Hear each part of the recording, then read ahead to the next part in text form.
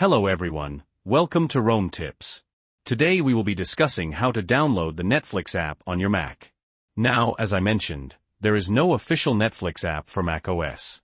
So, I'm going to show you how to create a web app. This will allow you to turn the Netflix website into an application that behaves like a regular app on your Mac. Alright, the first thing we need to do is to open our Safari web browser. Once you've done this, go to the URL bar at the top and search for netflix.com.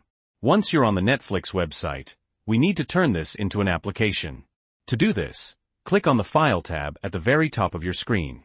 Then, scroll down and click on Add to Dock. From here, you can rename the app whatever you'd like. I'm going to rename this Netflix. You can also change the URL, but in this case, I'm going to keep it as netflix.com. Once you're ready, click on Add. Now, this is going to add the application to your dock. As you can see, my Safari web browser is still open. But if I open the new application I just created, it's going to open as an independent app. This means I can close my Safari browser, and the Netflix app will still run.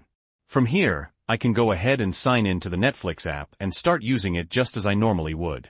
Because this behaves as a normal app on our Mac, we can search for it via Spotlight search, and we can also launch the application through the Launchpad, just like a normal app. If you'd like to delete the Netflix app from your Mac, just simply quit out of the application, and then simply drag the application from your dock into the bin.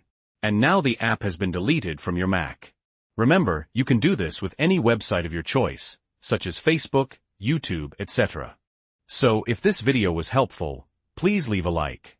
And if you have any questions or comments, you can leave them below. Don't forget to subscribe for more Rome tips. Thanks for watching.